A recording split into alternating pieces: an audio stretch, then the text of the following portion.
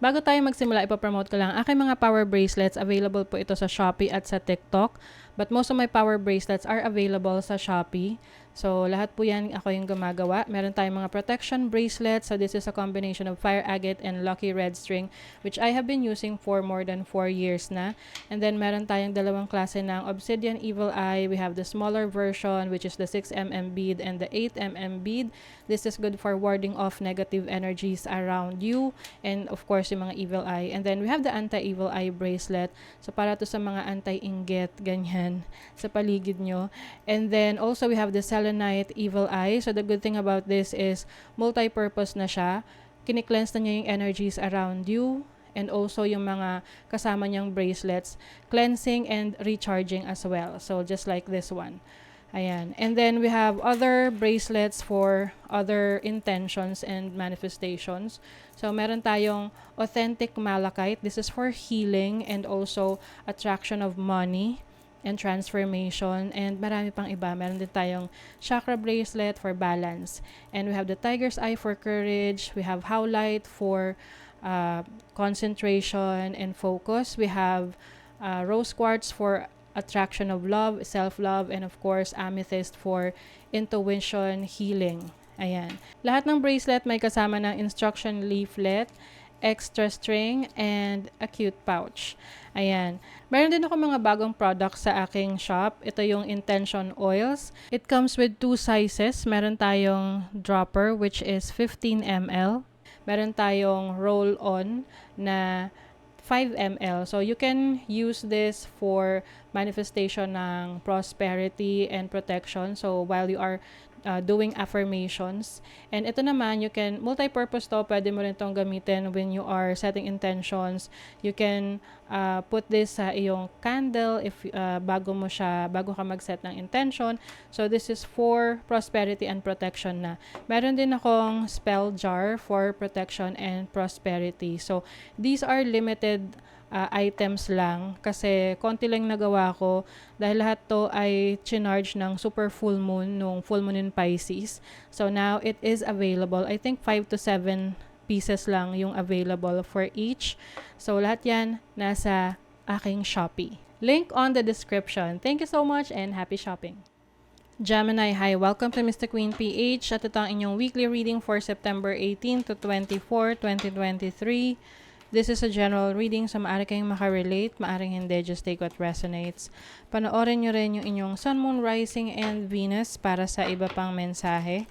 Meron tayong video na nagpapaliwanag tungkol doon, link on the description. And thank you so much po sa lahat ng sumusuporta dito sa ating channel. Just a reminder that you have the power to create your own reality. So gamitin nyo lamang ang reading na ito bilang gabay. Okay, so let's see, Gemini. What's up? Weekly reading for you. Flying fish. You're going to take a leap of faith, no? Lakas ng loob. Magte-take ng risk. Also have the bee. The bee symbolizes hard work, focus, and then sea urchin, which is protection. So, itong flying fish, I think, meron kang mga, parang susugal ka, no? Susugal ka sa isang idea, sa isang plano, sa isang goal na gusto mong subukan. This can be a new business na gusto mong subukan tong business na to. Sige, tatry mo na. Or, maaring sa relationship, you will try to get into a relationship. And this is being adventurous din. So, maaring ngayon, mas malakas yung loob mo to try something new, to experience mga bagong ganap sa buhay mo. So, I think you are going to be more courageous. Marami kang, may willingness, no? Willingness to do the things that you haven't done before. So, posible rin yung mga halimbawa, yung mga extreme na you will try extreme sports or extreme hobbies or extreme na experiences. For example, dati takot ka na mag-bungee jumping. ngayon susubukan mo na, or mag paragliding, yung mga ganon. Anything extreme. So, taking a leap of faith rin sa mga decision making mo. And then with the B here, this is about focus. Being laser light focus sa gusto mong ma-achieve. And syempre, sasamahan mo rin to ng trabaho, no? Ng lakas ng loob, ng sipag, ng tiyaga. Di ba yung mga Bs, napaka-busy niya, napaka-sipag nila. And yung resulta ng sipag nila is honey. Honey is matamis. Sweet success. So I'm seeing a sweet success for you. And then you also have the sea urchin. This is about protection. You are protecting your energies. Umiiwas ka sa mga taong nega. Yung mga laging merong negative na nasasabi sa isang bagay na wala na laging tama para sa kanila.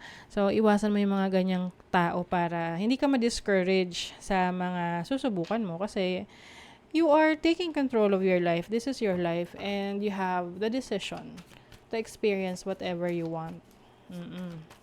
Let's see what else, Gemini. You have the Three of Wands, expansion. Going to a new place, no? Yung iba sa inyo, pwedeng travel opportunities itong susubukan ninyo. You also have the Seven of Pentacles. Working your way up. Patience. Importante na patient ka sa sarili mo, sa progress mo, kasi hindi naman natin kailangang madaliin ang success. Ang importante, you are taking one step at a time. Okay? Meron kang ginagawang action for your goals.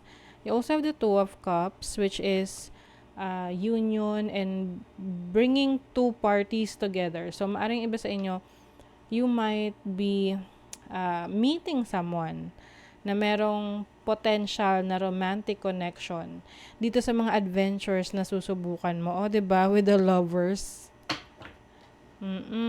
So, Gemini, this is also your energy, the lovers. And I think also, yung iba, papasok kayo sa isang commitment. This can be a commitment sa relationship or commitment sa trabaho, commitment sa bagong business. That's why you are taking that leap of faith, no? Na paglalakas ng loob na subukan ang isang bagay na to. Sumubok sa relationship na to. Oo, susugal ka sa taong to. Magi-invest ka. Mananalo ka ba sa relationship na to? Winner ka ba sa relationship na to? Sa connection na to with this person? So, you will find out. And then, you also have Mars in Leo in the 5th house. I think yung confidence mo, yun yung magbe-bring sa'yo sa success eh. Ibig sabihin, the more confident you are, the more you will take action towards your goals. 'Di ba? Kasi pag hindi tayo confident, parang, teka lang, wag muna, ganon. Pero pag confident ka, talagang go, push. Ganon.